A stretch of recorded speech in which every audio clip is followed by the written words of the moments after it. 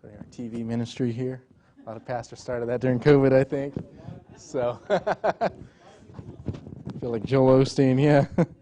All right. Well, good morning. Good to see you folks here. I'm sure more will come in later. And my wife took off. She took the boys downstairs there to go to the class down there. But I'm sure you saw our beautiful little daughter there, Emmeline. And I didn't get a chance to get you guys a prayer card, but of course there's that on the back table back there. And so, yeah, you got one there. And so my wife's... Well, you got your little one here too? Right, yep. So there's three of us. And, yep. Yep, she was sleeping, so she was quiet. And, yep, so... But I'm Tim, then my wife is Krista, and then Ethan is 5. He turns 6 in October. Then Evan's 4, and Emmeline's just over 2 months. And so love our little family. And we were not originally going to have a baby on deputation because we're traveling now, and we've been traveling for almost 2 years in October, and then we're going to hopefully leave for the field next spring. And so originally we weren't planning to have a baby on deputation because I thought, we've already got 2 boys and then traveling and all of that. But my wife did not want to get to the field and then right away have a baby either because we're not fluent in Spanish either.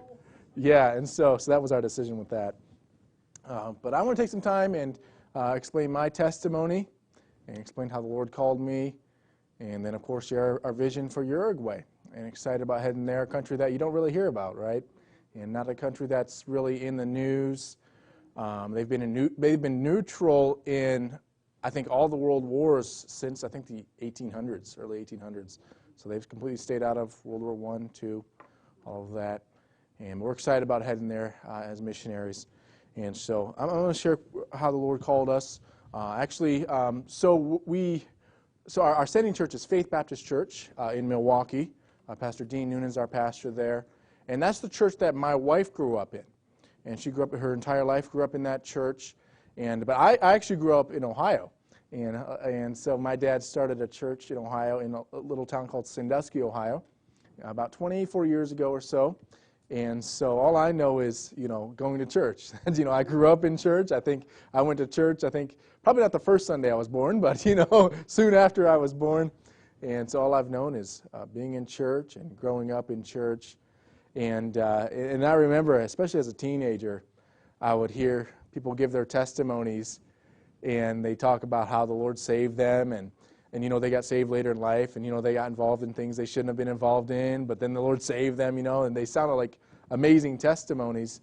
And I remember thinking of my testimony, thinking, man, I have a boring testimony, And I just got saved at a young age and surrendered to the Lord at a young age. But now, and I make sure I explain it to teenagers. I think that's the greatest testimony. Someone who from a young age, surrenders to the Lord. It may not be necessarily an exciting testimony, but I think that's the greatest testimony. And that's how it was for me. And I think when I was about 3, my mom explained to me how I could be saved. And of course, it's a young age, and I doubted my salvation as a teenager. And actually got that settled, got reassurance of my salvation. When I was 15 years old, I went with my dad to this pastor's conference, and he would go just about every year to that pastor's conference in Indiana, and I couldn't wait to go with him. And finally, I was a teenager, and I was able to go with him, and they had some classes for the teenagers. And I remember on the last night of that conference, is when the Holy Spirit really spoke to me about just surrendering to go into full-time Christian service. And I kind of resisted that at first, and I didn't really want to do that at first. But finally I gave in and said, all right, Lord, if that's what you want me to do, that's what I'll do. And I had no desire to be a missionary. Didn't want to be a missionary. I thought maybe I'll be a youth pastor. That seemed like the fun job. You get to eat pizza, right, and go on youth activities. And so, but I didn't want to be a missionary. But I just said, all right, Lord, whatever you want me to do, I'll do. And that was in March 21st of 2006, and I was 15 years old. And then about 6 months after that, that fall, the little Christian school that I went to there in Ohio had a missions emphasis in conjunction with the missions conference. And I remember during the chapel services we had there at the Christian school, the Lord began dealing with me about surrendering to be a missionary. And like I said, I didn't really want to do that, and resisted that again, and thought, well, Lord, I've already surrendered once to go into full-time Christian service, and I don't know if I can surrender to be a missionary. And I had this crazy idea what it meant to be a missionary. I thought missionaries goes to places where there's cannibals or things like that, and finally I said, all right, Lord, if you're calling me, I'll surrender and I'll do what you want me to do. And so I surrendered to be a missionary wherever the Lord wanted me to go. And then I was 15 then. Fast forward a few years, I started Bible college in fall of 2010 there at Hiles-Anderson College there in Indiana. And I actually met my wife, Krista, the very first week of Bible college there. And they always say those freshman romances don't last, but ours did for some reason, I guess. But we disagree even to this day on when exactly we met. And she thinks it was on the bus route. And I still distinctly remember there a hallway at the college there. And she's right. So, but we met that first week and began dating there, and I went to get a missions degree, and she went there for a secondary education, and but she had wanted to be a missionary and wanted to be involved in missions. I think she was 11 years old, and so even before me, she had wanted to be a missionary. And of course, I quickly found that out, when we began dating. Of course, I wasn't going to date a girl who didn't want to be a missionary, right? I knew the Lord had called me to be a missionary. And, of course, sadly, there are guys who did that, right? And but we began dating, and we grew there as we were in Bible college, and we were involved in the ministries there. I got to help out. I got to help out in the third grade department there, and she was in the fifth grade department. And, of course, the church we're at has a large bus ministry. They would go into Chicago and pick up kids on the buses, and so I got to be involved in the bus ministry and really enjoyed that. The Lord, of course, matured us as we were there in Bible college, and then we got married actually the December of our senior year there in Bible college. We've been dating, of course, since freshman year. We've been dating a while.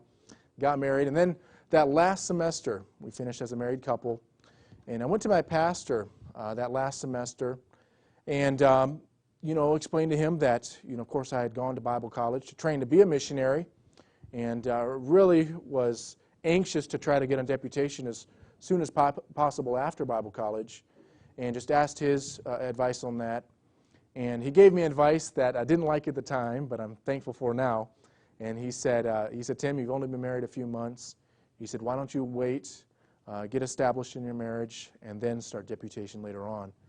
And, of course, like I said, didn't like that, but I followed his advice, and so we waited, and I got to work in the church there, did an internship there, and so got to work for our missions board, and got to work for an assistant pastor, and really enjoyed that. Of course, the Lord grew me through that as well, learned a lot from that, but I still had this fire, this burden in my heart to be a missionary, and still knew that, even though we were here and I was working in this church, great church, by the way, and really enjoyed that, I knew we weren't going to stay there long term. And in fact, we resisted the urge to get a house, Still have not bought a house yet, we've rented, And so I did that internship. In fact, I started, and then we had our oldest son, Ethan, in fall of got to get my timing right here, fall of 2014. Right, she got pregnant almost right away after marriage, and it was a rough pregnancy. He was born about a month early, and so I backed off a little bit from interning during that time, and started again later on, and finally finished in spring 2017. And that last semester, I really began really seeking the Lord's leading on where we should go as missionaries. And our church there in Indiana had a big emphasis on missions, and they had sent out some missions teams to different countries. I know China was a big one, and even like teaching English there in China was a big one. So I considered that and thought about that, and so I would pray about some of the bigger countries that you think of, China, India, Brazil, countries that obviously need more missionaries, right? And really, there's no bad place to take the gospel, right? And the whole world needs the gospel. But I just began praying, and I wanted specifically, the Lord's leading on where to go in my life. And I wanted the peace of God about that. And I would just pray about some of those countries and just didn't have the peace of God about it.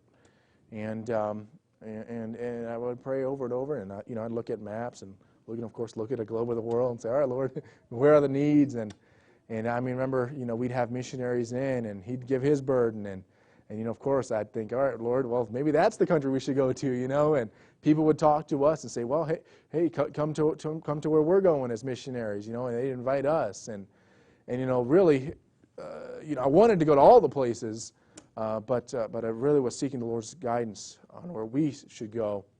And I remember my missions director taking me out to eat there in Indiana to a Five Guys. And I remember that because, of course, you throw the peanuts on the floor there. And I remember him asking me and saying, Tim, do you know where the Lord is leading you as a missionary? And I said, well, I've been praying about that and seeking the Lord's leading about that, but just don't have the peace of God about any place yet. And he said, I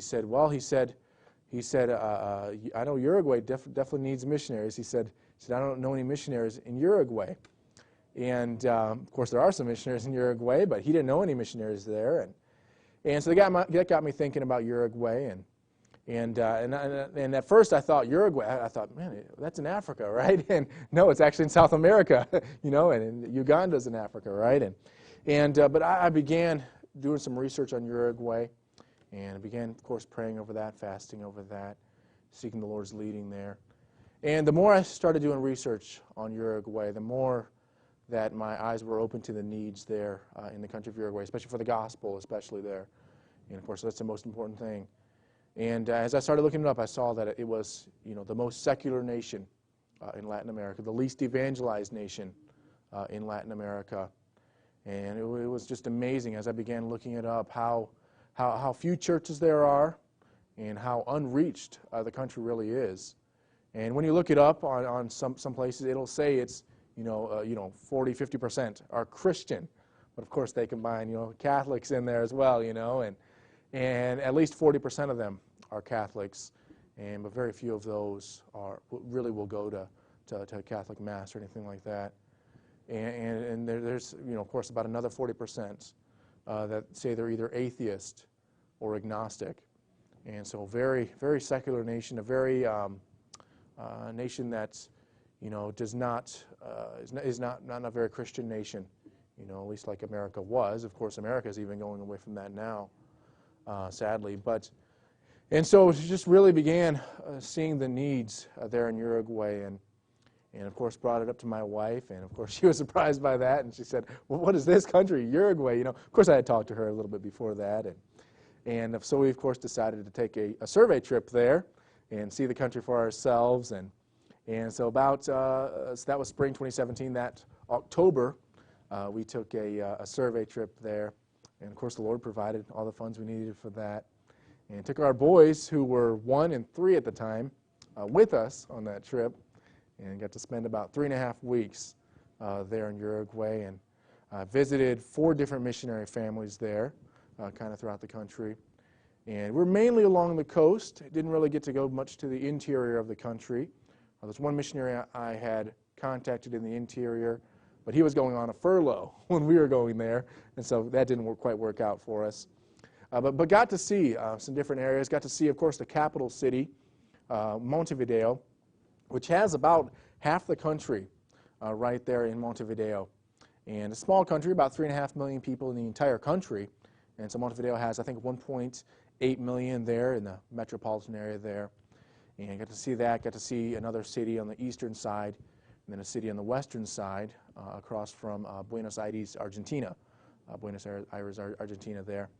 And really enjoyed that. Of course, my eyes were open even more to the needs there in Uruguay, there on our survey trip. And after that, we were convinced that that's where the Lord was leading us as missionaries. And I can just remember, I was with a missionary on the northeastern side of the country there, in a town called Rocha. It's a town of about 30,000 people there. And I was riding with him from I think there to another town. And we just go through some different towns along the way. And I began asking him, I said, are any of these towns here that we're going through, do any of them have good gospel preaching churches? And of course I'm looking for independent Baptist churches, but at least gospel preaching churches. And I just remember we would go through that first town, and he'd tell me, no, I don't know any churches here in this town that has, any churches that here in this town that preach the gospel.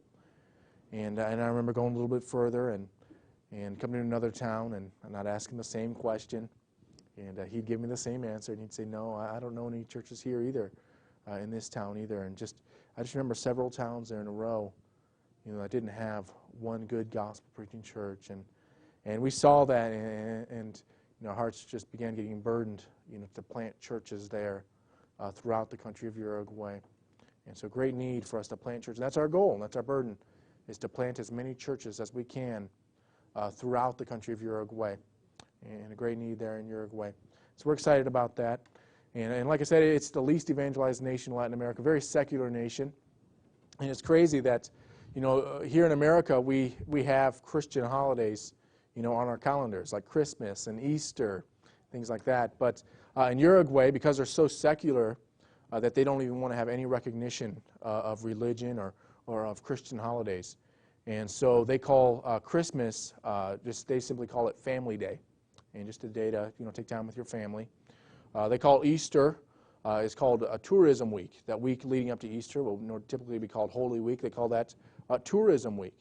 And just some folks take some time off work and, just enjoy some time with their family. But of course, no recognition of the resurrection of Christ. A very secular society. And so many folks, have never had an opportunity to go to church like we have. And like I said, many cities and towns don't have good gospel preaching churches, right? I mean, how are they going to, hear the gospel, unless they have a good church?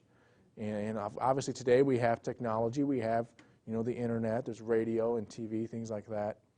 But I still believe, it's a local church, that God uses to reach a community. And I'm a big believer in the local church and establishing local churches there throughout the country of Uruguay. And so great need for that.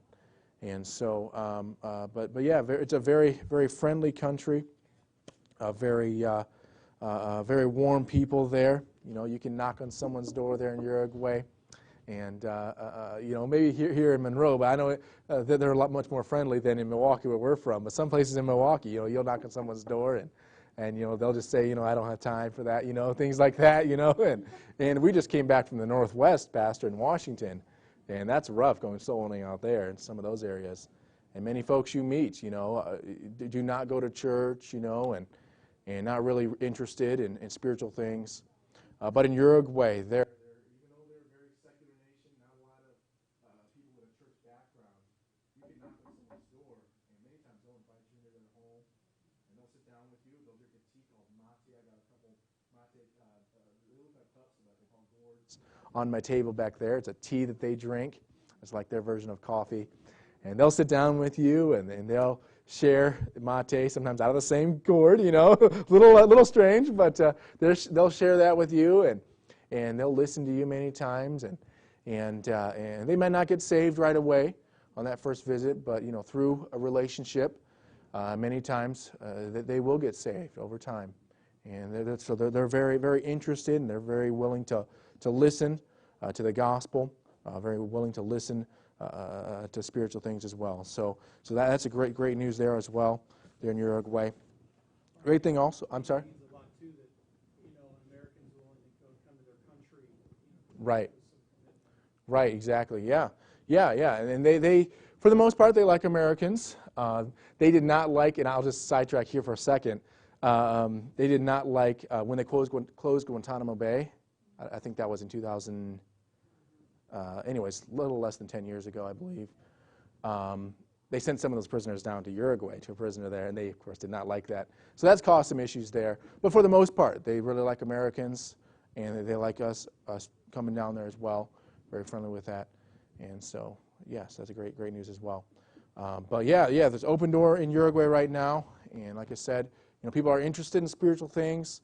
Many of them, they're very sick of not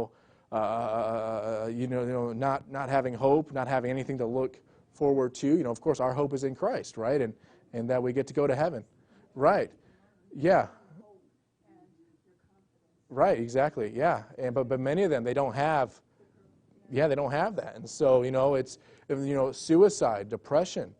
It's a big thing in Uruguay. Even many young people, suicide's a big thing there in Uruguay.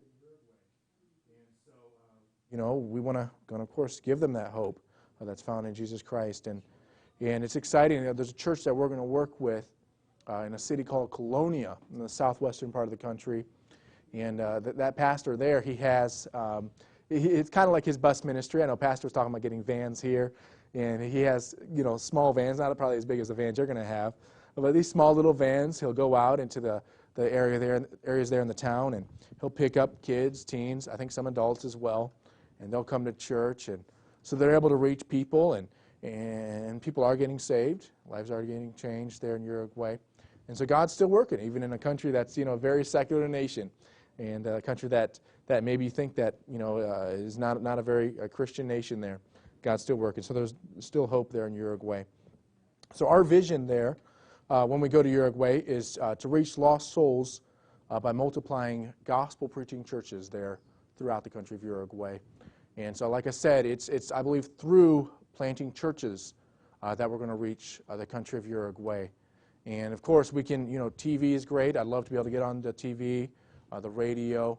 I'd love to be able to, do other things with technology and media. But, of course, we want to establish local churches there throughout the country of Uruguay. And so I've heard it said that about 95% of the people there in Uruguay live in cities, towns, and villages there, and heard them downstairs.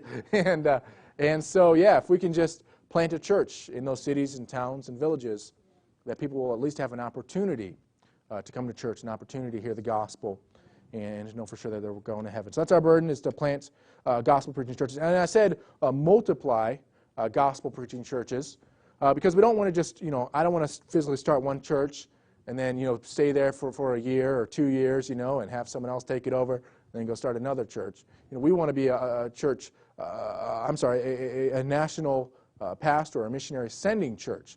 And we want to train the missionaries, train the laborers there in Uruguay, and, send them out to start churches. And we want to train them, hopefully, ideally, in such a way where they also catch that vision and want to train others as well, and so that long after we're gone from Uruguay, that there's still going to be, national pastors and even hopefully more missionaries as well that will still be planting churches and preaching the gospel there in Uruguay. So that's our goal, is to multiply gospel-preaching churches throughout the country of Uruguay.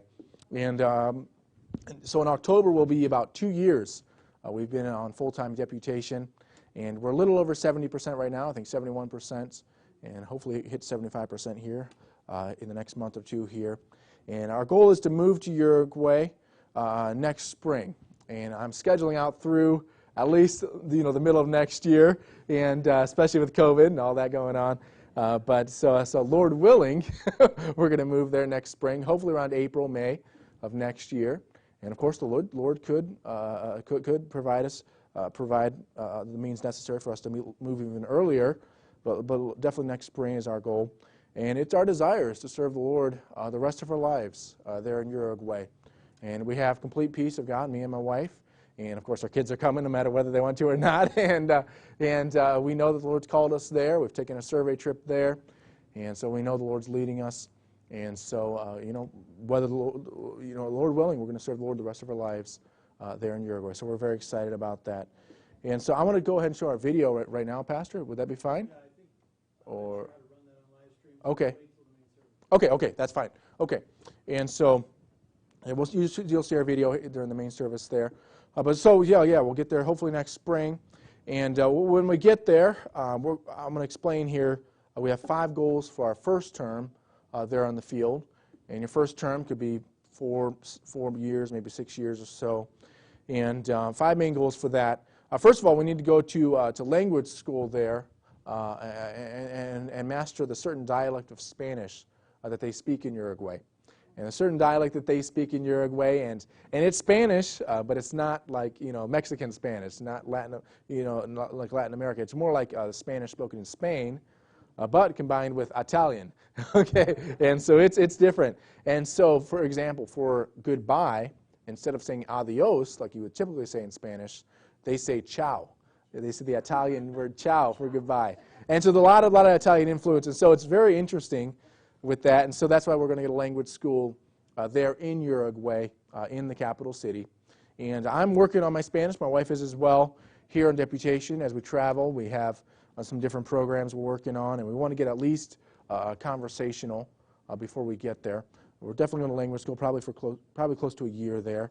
Our second goal when we get there, we're going to work with a veteran missionary, and his name is Archie Perez, and you'll see him on the video later on in the main service there. A great missionary. He's been there, I think, 27 years or so in Uruguay, and he's got a Bible, basically like a Bible Institute as well, where he's working to train the nationals. And so he's done a great job of just connecting with the people, even training some of the nationals as well. And so he loves the idea of us working with him and learning from him before we go off on our own and establishing our own work. And so that's our second goal. Our third goal is we're looking at planting a church there during our first term. And we're looking at most likely planting a church there in the capital city there in Montevideo. And like I explained earlier, about half the country lives around the capital city there. And of course it's an area that's growing as well, about 1.8 million people there in Montevideo. There's 62 neighborhoods there in Montevideo. They call them barrios in Spanish. And many times folks will live, work, play in their own little neighborhood there. And they will rarely even travel outside of that, even to go to church. And so we're very burdened about each neighborhood needing a good gospel preaching church. And right now I'm looking at certain areas where we can plant a church. I know there's an area there in the capital city there called Prado, Prado, and the Southern Baptists used to be in that area, but all the Southern Baptists have pulled out of Uruguay, as far as I can understand, and so there's still probably still some folks there in that area that used to be Baptist. So if we can reach some of them, that would maybe give us a good jump start there, in reaching the people there as well. So that's an area that I'm looking at. Of course, we're not set on that area, and the Lord could definitely change that. That's definitely an area we're looking at. Right now I'm looking at getting a home near that area as well. And so please pray with us about that. We're looking at whether or not to get an apartment when we go there, or a home, or maybe an apartment for the first few months. And so please pray with us about that as well. So we're going to plant a church there in the capital city there. Also in the capital city is the universities. And there's 2 major universities in the capital city. And of course the young people come from throughout the country, go to universities many times. They don't have to, but Uruguay is a very socialist country, and so they get free 4-year university training there. And they have to pay that back, I believe, the rest of their working lives. And so it's about $200 a month that they have to pay back. And so there's socialism for you, right? And so, but we're going to plant a church. Then our fourth goal is just really work at fulfilling the Great Commission there in that church and begin reaching people with the gospel, baptizing them, of course, biblically and by immersion there, and then also helping them to grow spiritually and discipling the folks there. And then our fifth goal would be to start some type of a Bible Institute there at that church. And it won't be necessarily a full Bible college, but some of a Bible Institute, because like I said, we want to train the nationals to plant churches there throughout the country of Uruguay. And I believe that as we, train the nationals there at that Bible Institute, that's how we'll see, more churches planted there throughout the country of Uruguay. And I love what 2 Timothy 2:2 says. It says, "The things which thou hast heard of me among many witnesses, the same commit thou to faithful men, who shall be able to teach others also." I believe I got that right. And so it says to look for the faithful men and train them. And so we want to, hopefully as early as possible, start a Bible Institute and try to begin training some of those nationals to reach their own people. That's not something that, it's going to take, it's not something that just happens overnight. It definitely takes time. And but I believe that God can do that and use that in a great and mighty way there in Uruguay. And so those are some of our goals for our first term. And I want to also explain some of our long-term vision as well. And of course, this is just, long-term vision, not something we're trying to accomplish there in our first term. But first of all, we'd love to be able to get on the radio and the TV there in Uruguay to be able to, of course, preach the gospel, but even also to teach God's word there on the TV. And I know there's, I believe, 100 radio stations there in Uruguay, 20 TV channels as well. So we'd love to be able to do that. And of course, we're going to use other mediums as well to be able to preach the gospel. Another vision we have is to use soccer just as a tool to preach the gospel. And of course, anywhere in Latin America, soccer is huge, right? They call it football, right? And their version of, not real football, right? But their version of football is going to be my favorite version of football. But we'd love to be able to use that as a tool to be able to preach the gospel. And we want to do kind of these neighborhood outreaches and use soccer and other games and things with the kids to be able to preach the gospel and do that as well, even possibly before we start a church. But we'd also like to be able to do these large campaigns or large outreaches as well. And there's several large soccer stadiums there in Uruguay. And of course, I have no idea how we're going to do that, but that's a vision that we have right now, to be able to do that, to preach the gospel to large crowds as well. And of course, people need to be dealt with very carefully as well with that. But I think that's one of our visions as well. Another vision is our goal is to plant 50 churches there in the capital city. And like I said, there's 62 neighborhoods there in the capital city, and really each one needs at least one good gospel-preaching church. And so we'd love to see 50 churches there planted in the capital city. And it's also our vision to plant many churches throughout the rest of the country, maybe 100 or even more throughout the rest of the country as well, or at least help in planting those churches as well. And then lastly, it's our vision to send out missionaries or national pastors there from Uruguay, possibly to other nations there in Latin America, or even other countries around the world as well. And so we'd love to even be able to send out others as well. And so that's kind of some of our vision as well. And of course, it looks impossible to me. I don't know about you. And we have a big vision, but we have a big God, right, who can do great and mighty things. And so please pray for our family. Pray that God would, of course, get us to the field, first and foremost, and provide the support we need for that, and of course keep us safe along the way. And pray that, of course, like I said, pray that we could get a house there, whether it's an apartment or a house there. Of course, we want the Lord's will with that. And of course, there are definitely benefits of getting a house there. Rent, if we're in the capital city is much more expensive than the rest of the country. And like I said, most of the rest of the country, the large cities of the rest of the country are maybe 80 to 100,000 people. Capital city is about 1.8 million. So basically, you're talking about like living in Chicago, basically. It's very expensive. I think rent in the capital cities anywhere from $1,000 to upwards of $2,000 a month for rent. And so that's kind of why we would like to get a house, but of course the Lord would need to definitely be in that.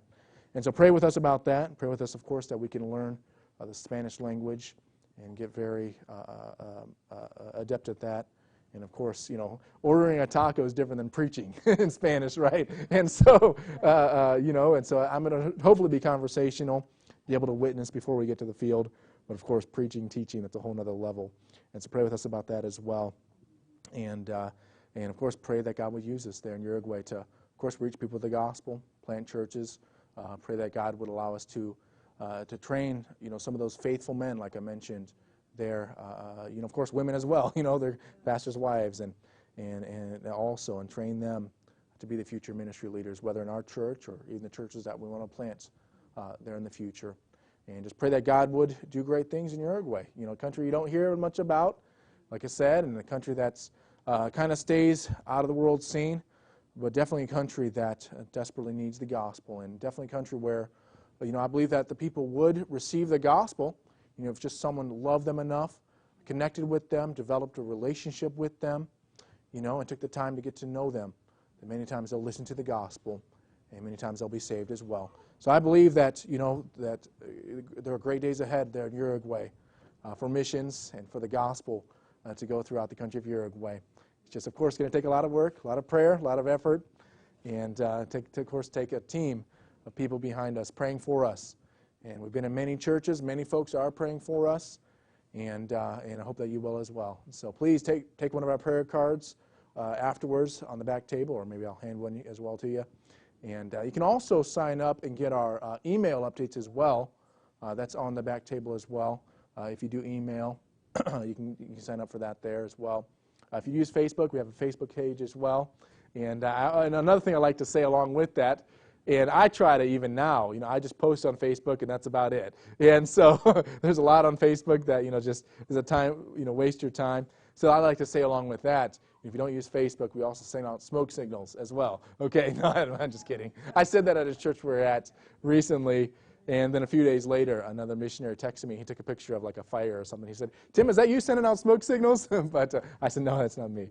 But please pray for our family, and we're excited about heading to Uruguay, and I'm definitely looking forward to that. So thanks so much for having us. I'm going to take a few minutes here for questions. I know Pastor said you're usually done about 20 till, but does anyone have any questions about our family, maybe about the country?